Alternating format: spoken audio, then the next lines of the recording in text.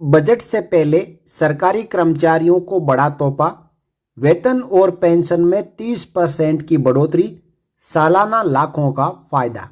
जय हिंद, नमस्कार दोस्तों, आप सभी का एक बार फिर स्वागत है।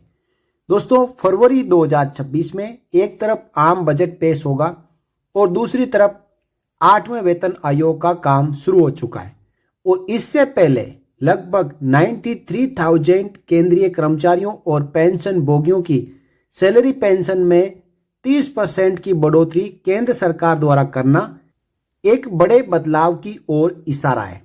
8वें वेतन आयोग के लागू होने से पहले ही केंद्र सरकार ने कुछ सरकारी कर्मचारियों और पेंशन भोगियों को बड़ी राहत दे दी है। केंद्र सरकार ने पब्लिक सेक्टर जनरल इंश्योरेंस कंपनियों यानी PSGICS, साथ ही साथ नाबार्ड और रिजर्व बैंक ऑफ इंडिया के कर्मचारियों और पेंशनर्स के वेतन और पेंशन में बढ़ोतरी को मंजूरी दे दी है। और ये बढ़ोतरी कितनी? 30%। यदि 30% बढ़ोतरी केंद्र सरकार के कर्मचारियों और पेंशन भोगियों को 8वें वेतन आयोग में मिलती है तो ये बहुत ही बड़ी खुशखबरी होगी। वित्त मंत्रालय के मुताबिक ये फैसला कर्मचारियों का मनोबल बढ़ाने और फाइनेंशियल सेक्टर में पेंशनर्स के लिए सोशल सिक्योरिटी मजबूत करने के मकसद से लिया गया है। तो 93,000 से ज़्यादा कर्मचारी और पेंशन भोगी जो है उनमें उनकी जो बांट किस प्रकार है, वित्त मंत्रालय की ओर से जारी जानकारी के अनुसार 46,322 कर्मचारी है, 23,570 इसमें पेंशनर्स है और 23,260 इसमें फैमिली पेंशनर्स है। कुल मिलाकर 93,000 से ज़्यादा लोग इस फैसले से लाभान्वित होंगे। सरकार ने कहा है कि ये कदम कर्मचारियों और पेंशनर्स की लंबी और समर्पित सेवा को सम्मान देने की दिशा में उठाया गया है। देखिए, नाबार्ड के जो कर्मचारी और पेंशनर्स है, RBI के जो कर्मचारी और पेंशनर्स है और इसके साथ जो पब्लिक सेक्टर जनरल इंश्योरेंस कंपनियों के कर्मचारी और पेंशनर्स है, इनकी सैलरी और पेंशन वेतन आयोग से नहीं बढ़ती है। सरकार इनकी सैलरी और पेंशन डायरेक्ट बढ़ाती है और डायरेक्ट 30% की बढ़ोतरी करना कहीं न कहीं ये इशारा कर रही है कि वेतन आयोग में भी कर्मचारियों और पेंशन भोगियों की सैलरी पेंशन बढ़ोतरी 30% के आसपास रह सकती है। सबसे पहले जो प्राइवेट पब्लिक सेक्टर के इंश्योरेंस कंपनियों के कर्मचारी है उनके वेतन में बढ़ोतरी किस प्रकार हुई है, तो पब्लिक सेक्टर जनरल इंश्योरेंस कंपनियों के कर्मचारियों के लिए वेतन संशोधन 1 अगस्त 2022 से लागू होगा। कुल वेतन बिल में 12.41% की बढ़ोतरी होगी। इसमें मौजूदा बेसिक वेतन और महंगाई भत्ते में 14% की बढ़ोतरी शामिल है। इस फैसले से 43,247 PSGIC कर्मचारियों को सीधा फायदा मिलेगा।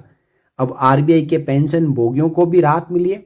सरकार ने रिजर्व बैंक ऑफ इंडिया के रिटायर्ड कर्मचारियों के लिए भी बड़ा फैसला लिया है। तो क्या बदलाव किया गया है कि 1 नवंबर 2022 से बेसिक पेंशन और महंगाई राहत पर 10% की बढ़ोतरी RBI के लिए की गई है।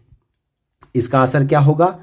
RBI पेंशनर्स की बेसिक पेंशन 1.43 गुना हो जाएगी। इससे मंथली पेंशन में बड़ा इजाफा होगा। इस फैसले से 22,580 पेंशन भोगी और 8,189 फैमिली पेंशनर्स यानी कुल मिलाकर 30,769 लोगों को इसका फायदा होगा। अब नाबार्ड के कर्मचारियों को भी सरकार ने बड़ा तोहफा दिया है और पेंशन भोगियों को भी यहाँ पे वंचित नहीं रखा है।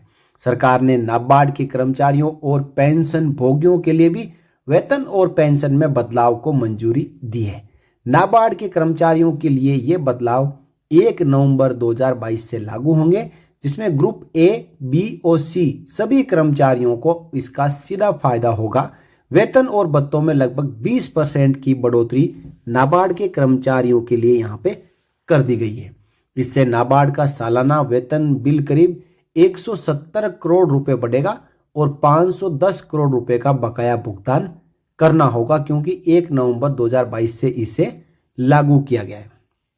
जो नाबार्ड पेंशनर्स है उनको क्या फायदा होगा? नाबार्ड से रिटायर हुए कर्मचारी जिन्हें नाबार्ड ने सीधे भर्ती किया था और 1 नवंबर 2017 से पहले रिटायर हुए थे, अब उनकी बेसिक पेंशन और फैमिली पेंशन पूर्व आरबीआई नाबार्ड कर्मचारियों के बराबर कर दी गई है। पेंशन बदलाव का असर 269 पेंशनर्स, 457 फैमिली पेंशनर्स, इन्हें 50.82 करोड़ रुपए का एक मुश्त बकाया और हर महीने 3.55 करोड़ रुपए का अतिरिक्त पेंशन भुगतान मिलेगा। अब कर्मचारियों और पेंशनर्स के लिए क्या मायने रखता है ये केंद्र सरकार का फैसला? तो इससे वेतन और पेंशन में 30% तक की बढ़ोतरी हुई है। सालाना लाखों रुपए का सीधा फायदा मिलेगा।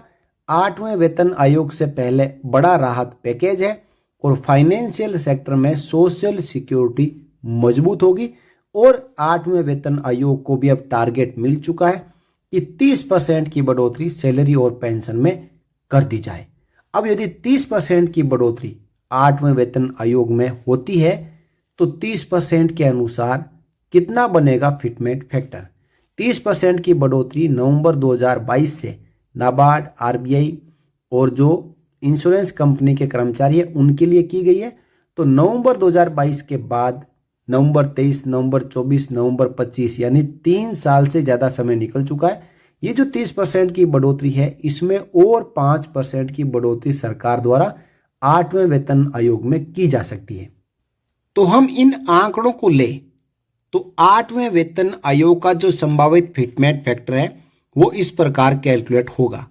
देखिए, जनवरी 2026 से जो डीए/डीआर के रेट है वो होंगे 60%।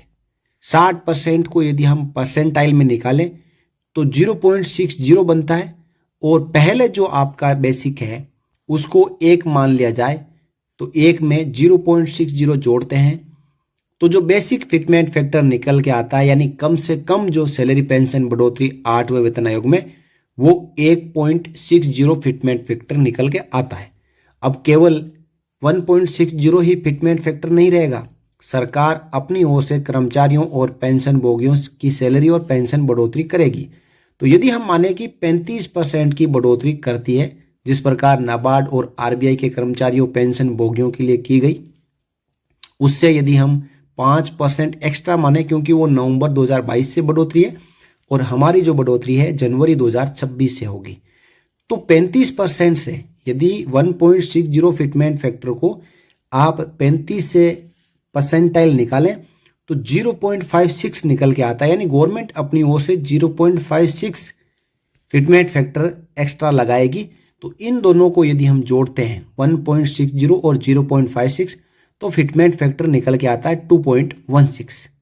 और यदि इस 35% बढ़ोतरी को हम केवल 30% के बराबर ही माने तो 1.60 इंटू 30% तो निकल के आता है 0.48 और 1.60 और 0.48 को जोड़ दें तो 2.08 यानी 2.08 जो फिटमेंट फैक्टर है वो प्रोबेबली सही फिटमेंट फैक्टर लग रहा है क्योंकि गवर्नमेंट 30% के आसपास ही सैलरी और पेंशन बढ़ोतरी 8वें वेतन आयोग में कर सकती है और इसका इशारा सरकार ने नाबार्ड और आरबीआई के कर्मचारियों और पेंशन भोगियों की सैलरी पेंशन बढ़ोतरी करते हुए कर दिया है। उनकी 30% की सैलरी पेंशन में बढ़ोतरी हुई है। तो दोस्तों, एक शानदार फैसला जिससे 93,000 ऐसे कर्मचारी और पेंशन भोगी जो 8वें वेतन आयोग के दायरे में नहीं आते हैं उनकी सैलरी पेंशन बढ़ोतरी 1 नवंबर 2022 से सरकार ने मंजूर करती है। इस फैसले का करते हैं हम स्वागत और अच्छी बढ़ोतरी है। 30% की बढ़ोतरी अच्छी बढ़ोतरी होती है और उम्मीद से ज़्यादा बढ़ोतरी है। इसके बारे में आपकी क्या राय है कि यह बढ़ोतरी सही है या नहीं है? अपनी राय कमेंट बॉक्स में रखें और वीडियो अच्छा लगा हो तो वीडियो को आप लाइक करें, शेयर करें और चैनल को सब्सक्राइब करना ना भूलें। फिर मिलेंगे अगले वीडियो में, तब तक के लिए जय हिंद, जय भारत, वंदे मातरम।